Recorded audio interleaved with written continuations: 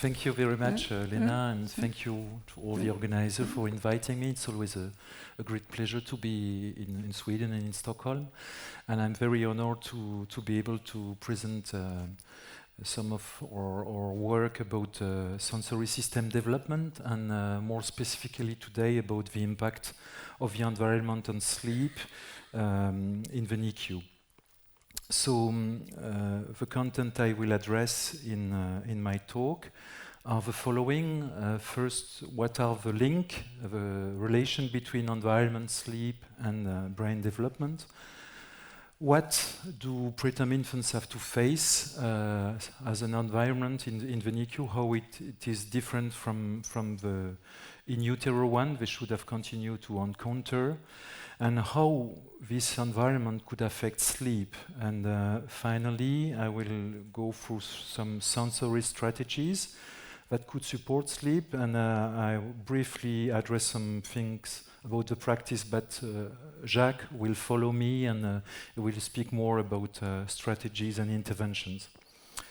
So there are complex relations between from the fetal life to the neonatal life between the environment and the brain development, and most different stages occur. And one that is very important is synaptogenesis, and most of them will occur between the 24th and the 32nd weeks of gestation at a period of particular growth of the brain. And Hugo and others are named that critical periods of brain development, so where the environment can act on brain through, because it's a sensory-driven period. So most of these critical periods occur in the last trimester of gestation, but also in the first 2 years of life. So we still have to think about what we can do after. And regarding the question about sensory systems, so the babies are perceiving the world, the environment through their sensory systems, and what we know is that every system develops with a specific timeline. It's not one after another one, but it's a bit delayed, and it's first starting by touch and pain, and after at the end it's the development of visual system. What we know from all the research that has been done is that preterm infants, even extremely preterm ones, are well equipped at an anatomical level, because most of the anatomical structures is present by the beginning of second trimester gestation, and in each modality, it was possible to observe physiological or behavioral responses to stimuli. And we also know that by the beginning of the first trimester of gestation, it's possible to have cortical integration of all the message, so to reach a level of consciousness, as it was very nicely explained this morning. What is important is that what are the relation between sleep and sensory system? I only have 2 slides about that, but that are important. The first one has already been shown this morning, is that the work from Peter Franson and Hugo Lagerkrantz and Ulrika Oden, it's when babies are asleep, they activate mainly their sensory brain and areas involved in sensory processing like visual, somatosensory and auditory cortex. And these fluctuations at low frequencies, that is called resting state network, these activations are even present from 26 weeks of gestation, so very early.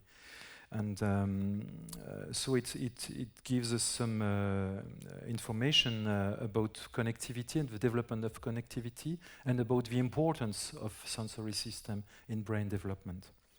The other thing is that to develop, the brain needs 2 kinds of stimulations, where one are activity dependent, so it's a perception of the external exogenous stimuli, and the other one are endogenous stimuli, These are synchronous waves and reciprocal oscillation that connect sensory organs to the brainstem, the thalamus, and the cortex. And these mainly occur during REM sleep. So REM sleep is very important, as it was very nicely with a fantastic talk this morning. We learned that from Jeroen. So we can summarize that with this picture. So development of neurosensory system help to reach function, to make them functional. So the baby are able to perceive exogenous stimuli. In turn, they will comfort and improve development of neurosensory systems. But endogenous stimuli are very important also, and they occur only during REM sleep. So REM sleep is necessary to reach, to perceive endogenous stimuli, but it also during REM sleep that preterm infants are more sensitive to their environment and that they react more to the external world. So altogether, REM sleep is very important to support neurosensory development. So most of the systems are dependent on this endogenous stimuli. One what is very important is the visual system, where they are even more important at the beginning as compared to exogenous stimuli, but these affect other systems as well. So what do we know about the environment? Just briefly to summarize, it's not only a question of different milieu, it's also a question of different kind of quality and quantity of stimuli in all the sensory modalities. Of course, during the fetal life, most of the stimuli are coming from the mother, or the ones that are coming from the external world are blocked by the uterine wall. Or the amniotic liquid or fluid, and the level, the intensity of the stimuli, like visual or auditory, are low. Whereas we know that in our NICU, despite the efforts, preterm infants are still exposed to highly pitched noise and intense sound pressure levels. Strong and irritating nosocomial odors coming from the healthcare products, light levels that can be high, and of course recurrent and frequent and repeated painful stimuli. And finally, the level of exposure to the normal sensory stimuli coming from the mother are highly dependent on what Niels told us a lot about this morning, is about one strategy that is restoring this sensory exposure, that is skin to skin. But even in the best places, it's not continuous. It's not. So now I come back to the main part of my topic, which is what are the sleep disruptors coming from the environment? What do we know about that? And it's important to really address that question, so to be able to support, to avoid them, and in order to support the sleep of infants. So regarding the auditory stimuli, I had the chance maybe 2 years or 3 years ago to speak about that. So sorry if I come back to this data, but we, in Strasbourg with the team, we looked at the impact of changes in the sound pressure levels. It was an observational study involving 26 preterm infants at a mean gestational age of 28 weeks. And we looked at changes in the auditory environment that were 5 to 10 dBA above the background noise, or 10 to 15 dBA. So these sound peaks, defined as this variation, did occur in a background noise of 50 to 55, 59 dBA, and we looked specifically at the sound peaks that occurred when the babies were asleep. And what we observed, we looked specifically for the percentage of awakenings. And so we compared from a control period, and the one that were occurring, the sound peaks that were occurring in quiet sleep or active sleep. And what we noticed is that these sound peaks led to sleep disruptions in nearly 1/3 to 1/2 of the sound peaks. And specifically for the one that did occur in active sleep state and with the more intense one, 10 to 15 dBA above the background noise. So, so this is just the same thing. So maybe we try to look at what does it mean during the hospital stay. What's the burden of these sleep disruptions? And we were able to estimate based on the daily exposure that was 55 sound peaks per day occurring during sleep, with 18 awakenings per day. So we estimated the number of awakenings of more than 1,134 awakenings just related to sound peaks. So it's quite a huge number of awakenings.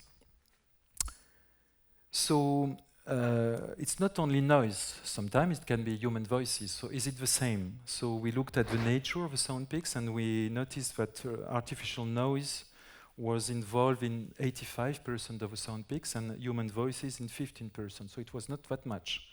But when we looked at the outcome regarding sleep, we noticed that there were more awakenings occurring after artificial noise here as compared to human voices. And this was significant. So that means that artificial noise seems to affect more sleep as compared to human voices. But still, there is an effect with human voices also. So maybe the best thing, and now it's a tricky part of my talk because I have to run a movie, so I hope it will work.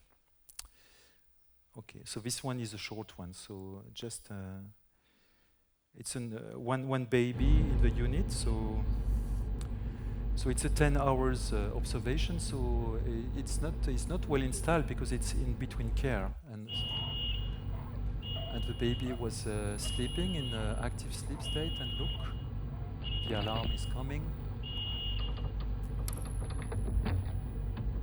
and of course there are signs of distress also. But of course the baby is awake at the end.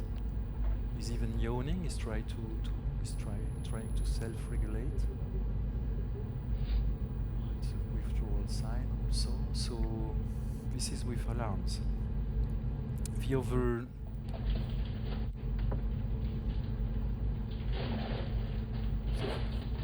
this is the opening of sterile bags that we used a lot in the unit before. Now we try to open them out of the room. So it's the same thing. The baby was asleep and now he's awake, showing sign of distress also and withdrawal signs. And now something else. The baby is in a nice flex position and he tried to self-regulate, and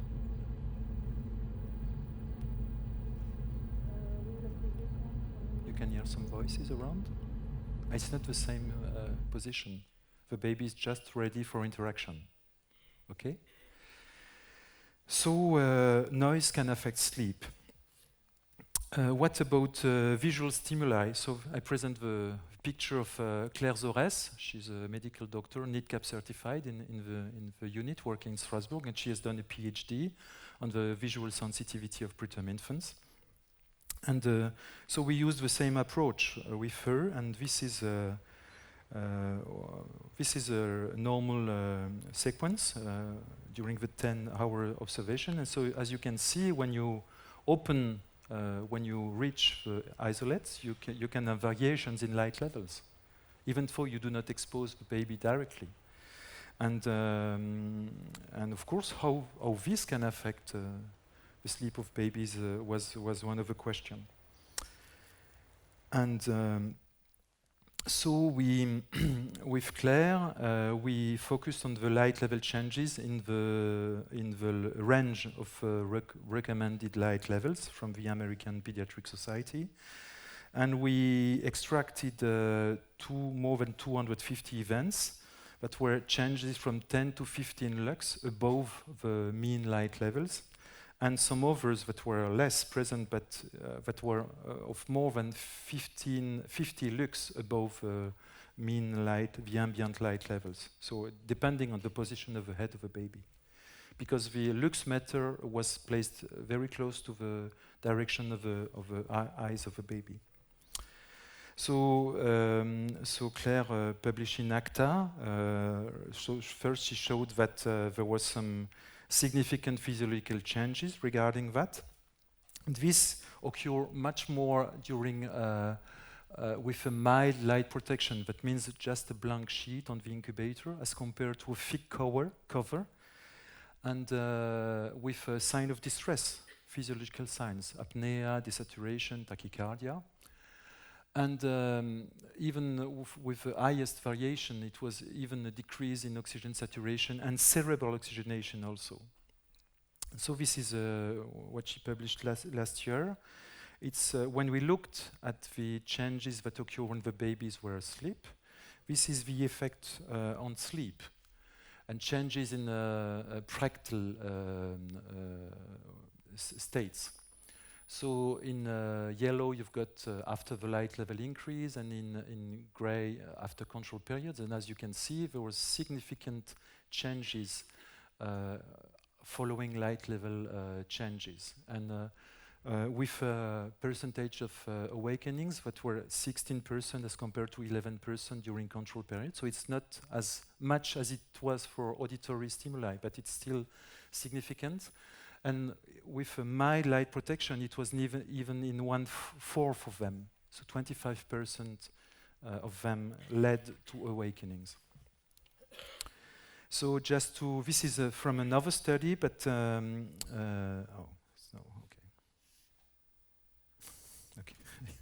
I have to change. I was, okay. Oh, no. Okay. So this is from another study.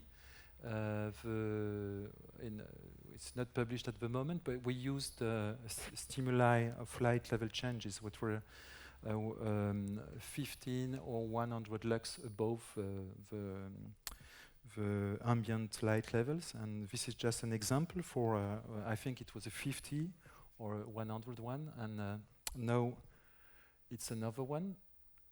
Oh.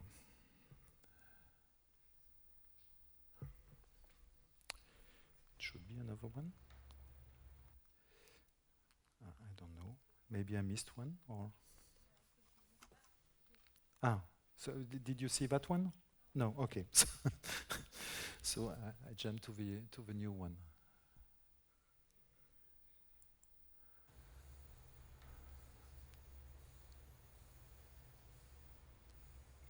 So babies were exposed to the light level changes, were exposed to in the observational study, so it was ethically acceptable, and we wanted to look at the cerebral integration, so, but it's not the purpose of today's talk. And so finally we tried to estimate the sleep disruption linked to light level changes, and we reached a number of 362 extra awakenings related to light level changes. So it's less important as compared to the auditory stimuli, but it's still something. What about the odors coming from the hospital? Odors in adults, there are studies showing that changes in odors can support sleep, or the opposite, can disrupt sleep also. So the question was about how is it for the odors coming from the hospital products used for hygiene or treatment.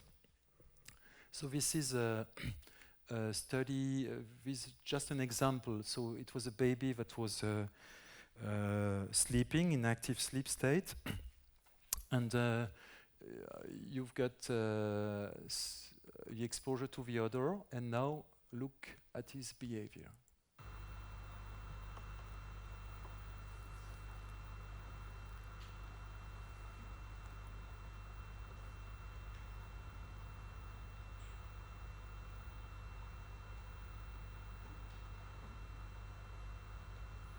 Motoric activation is awakened. He doesn't seem to like it. It's getting worse and worse. It was just a brief exposure during 10 seconds of a product that was used currently in my unit.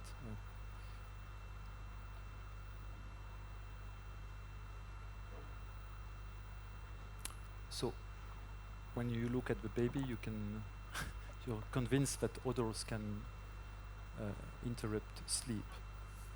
And it's still going on because the odors are remaining in the incubator. Also, it takes some minutes to go away.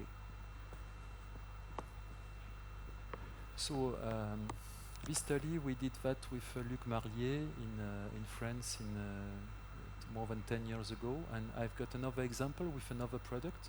We look at the responses with all the products we were using. So you've got the presentation, and as you can see, there's a direct response. It's very difficult to watch the videos now, but at that moment, 2006, we didn't know about that.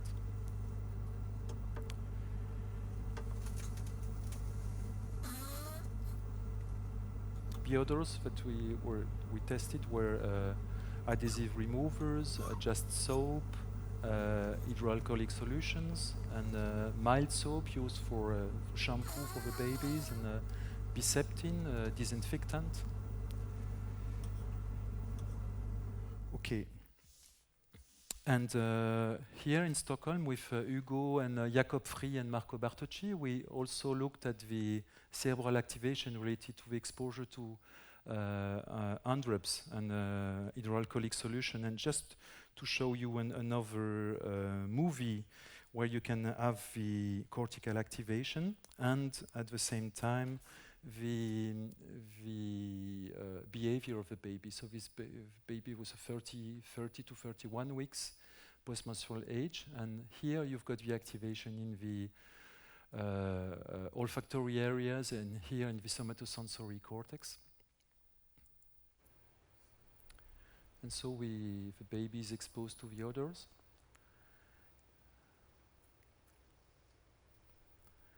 And there's some activation in the orbitofrontal cortex, and a deactivation in blue in the somatosensory cortex. And the baby is still breathing, and it's getting more intense. And you've got activation also in the back in the somatosensory cortex. And look at the behavior of the baby. So it was significant. It's a behavior of pain, but also it's an awakening. So we have to pay attention also to odors. What about handling, hands-on care? So a study was published recently, 2 years ago, from a US group, looking at the impact on sleep of the care practices. And they used the design using polysomnography. Polysomnography is the gold standard to assess sleep. It's not easy to use it, as you mentioned this morning, and they look at the same time at behavioral state, and they recorded the data on handling, and they analyzed the sleep state changes. And what they found is that the maximum time in between two handling procedures was 51 minutes. It was not that much as a mean. And that the caring procedure started when in different behavioral states, and in 30% it was during active sleep. And 23% when the baby was in quiet sleep. So in half of the time, it started when the babies were asleep.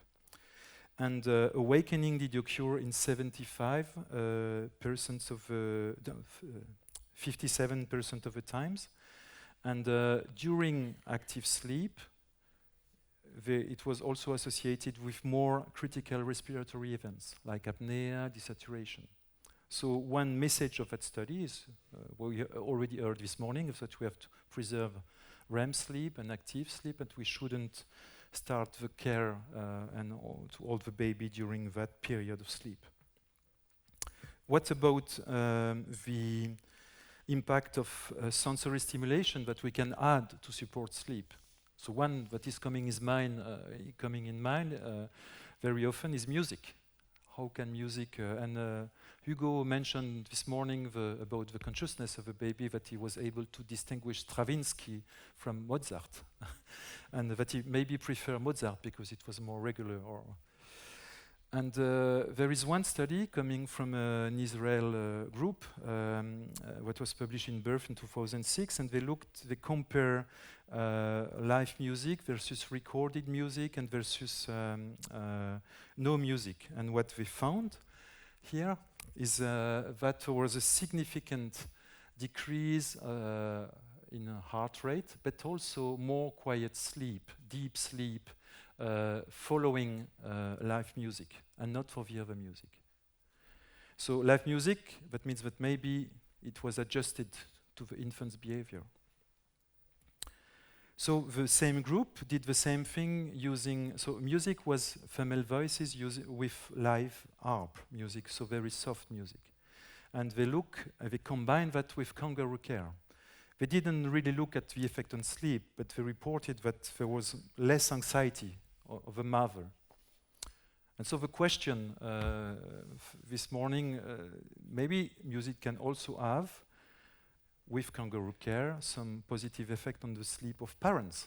That is also a very good question that we have to address, and I think Jacques will talk more about that later. Another study, a randomized controlled trial, multi-center, what was published in Pediatrics in 2013. It was not, the main outcome was not sleep, but it was a comparison of the crossover design, looking at the responses of newborns in three conditions, three exposure, different musics. One was lullaby, the other one was an ocean disc, so it's a recorded music of ocean, and the other one was a gato box that is reproducing heart rate. And what they found is that there was a significant effect as compared to control periods of the ocean disc.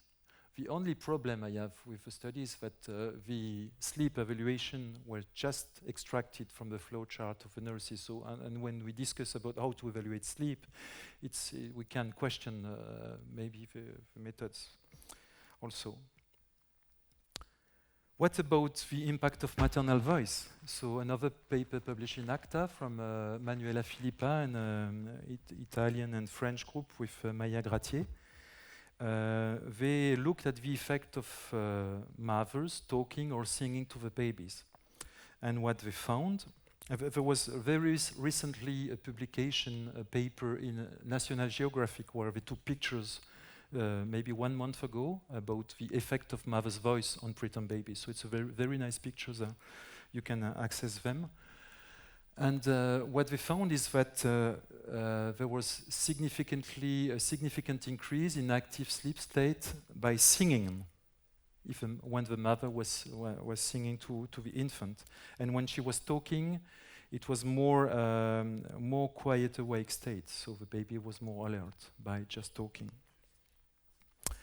Very recently also, Manuela and an Italian group made a systematic review and that found in more than 500 babies that mother's voice can have an effect and stabilize the behavior of the babies. The problem is that we lack long-term follow-up studies regarding that effect. But so Manuela developed the concept of what is called early vocal contact, that is in the broad context of interactive sensory intervention and early family-centered intervention. And she spoke 2 years ago also here.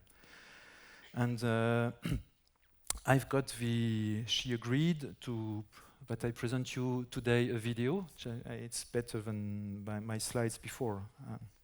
You will see. So it's a preterm baby. And the baby is distressed, and the mother is singing something to the baby. Oh.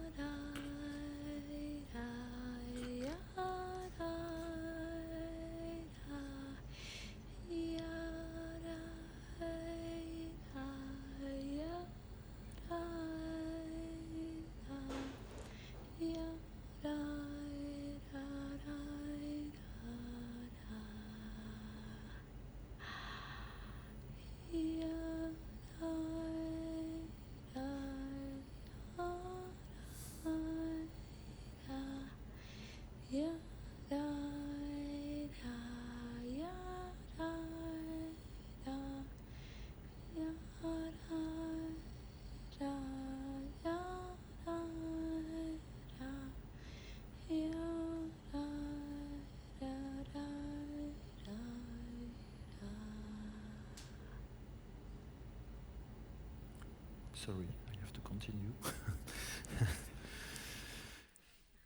So it's obvious, of course. We are singing songs to babies and to children for a long time. What about the impact of massage therapy? I addressed the question through PubMed, and I found some study, and the last one ended with massage is well tolerated in infants born preterm, but infants do not fall asleep faster after massage than without massage. So, so I do not have more to say about that. So maybe massage for parents. I know that there are some studies at the moment. So when we look at the eyes of fat babies, looking in the direction of his mother, of course, parents could be the co-regulator of sleep and of awakenings also of a child for interactions. And skin-to-skin contact in neonatal units is certainly the best strategy. So it has a high level of evidence. And to promote sleep, mainly quiet sleep. And what we know from different studies that skin-to-skin increase the quantity of sleep, whatever the gestational age, the quality of sleep also, and it increases the maturation. And skin-to-skin with fathers has the same effect. And this is coming from one recommendation from the Green Group, who review the literature.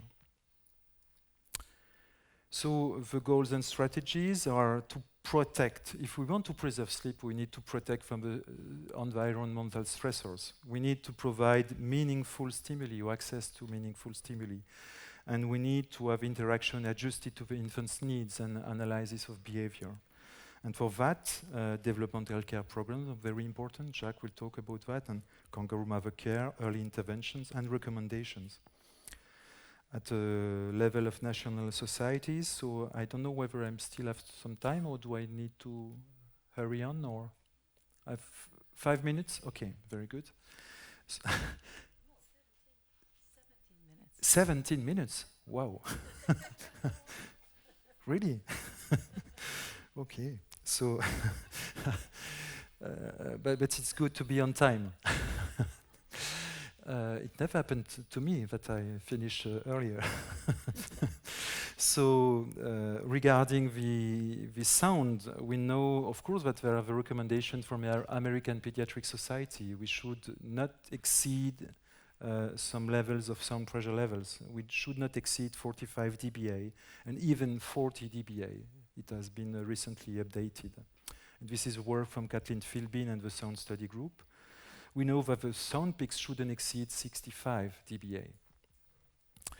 We also know that it's very important to avoid deprivation in language stimuli, as Hugo told also this morning. So, of course, it's not only to suppress noise, it's also to provide something else, and maybe singing to support sleep is important. So we can summarize that, and this is also in the recommendation from the Green Group, that we should use noise criteria when we buy new material and new devices in the NICU, that we should work on our behaviors. We should think about architecture. Single-family rooms can lessen the exposure to deleterious stimuli. But of course, we should at the same time increase the exposure to maternal human voices. And maybe during skin-to-skin, it's the best time to do that, to support parents, to be primary caregivers, and to encourage them to talk to their infants or to sing to their infants, to support them to fall asleep. What about the odors? Of course, hydroalcoholic solutions are very important for prevention of nosocomial infection. Shouldn't say that Pierre Kuhn is telling that we shouldn't use them, but we have to think the way we use it. We use them, and we should try to use the one with a shorter drying time, because there are different ones. And we should also try to have the hands dried before entering the incubator. And this is sometimes tricky, But this is really important. As you see, it can trigger pain and woke up the baby. And we have also to think about all the other products. Do we really need them? Is it really important for the care? So this is a team reflection process. And when we really need a product, we should choose the one that is the less odorous product with otherwise the same efficiency. It's possible. What about light? So this is also the green recommendation edited and as a first author by Claire Zores and Laurence Camax also. We should avoid light levels above 1000 lux without protection. We should increase slowly light levels. We should use dimmer switch. We should protect the eyes during phototherapy or situation of eye exposure to care. When we need to put an IV line, we need to see something, but at the same time we need to protect the baby. And we need to use maybe specific protection during care adjusted to the infant's behavior. And mainly before 31 weeks of gestation, there is no pupillary reflex. So the baby is more vulnerable. But it depends on each baby also. To ensure adequate day-night light changes, it was addressed this morning about, so maybe before term-corrected age, at which age we do not know. I know that Bob White is recommending after 32 weeks, but maybe it depends also on each baby. And we should really preserve active sleep because this is very important for the visual cortex development, as we know. So some of these recommendations, we are working with Green Committee, Green Study Group. Green means Group of Reflection and Evaluation of the Environment of Newborn Infants. And we are trying to make recommendations on the physical, human, and microenvironment of the babies. And one paper was published last year in ACTA, and we've got some other that are published in French to support the diffusion of good practices in French NICUs.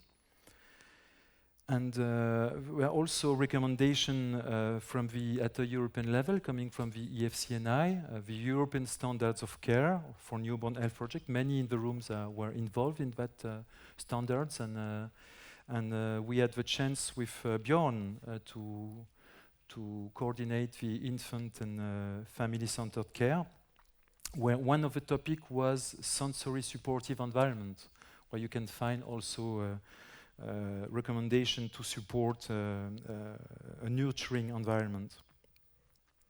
So I think most of the things will be developed by Jacques, and I won't speak that much. I just want to conclude and to say that certainly it's possible to adapt the hospital environment to support the sleep of preterm infants, but we need to support each infant in his or her own development, and two things: reduce the exposure to deleterious environmental stimuli. We showed plenty of them, and favor and support the access to direct biological, meaningful signals coming from the mother or the father. And it's at best coordinated by developmental care strategies, like NICAP was been the most evaluated, kangaroo mother care. Recommendations, we hope that at national and international levels will support it will be a help to increase the better practices across units, and there are some future areas of research, and Jacques will talk more about that later also. And I have also to thank people from the NFI, the NIDCAP France group, Jacques and Nathalie, and also people in the lab, in the CNRS in France, and also people in my unit, and the parents and the children who take part in these studies and who are supporting the implementation of developmental care, and also the Green Group, and people here at Karolinska, and Björn and Hugo. And thank you very much for all you learned to me, and thank you for your attention.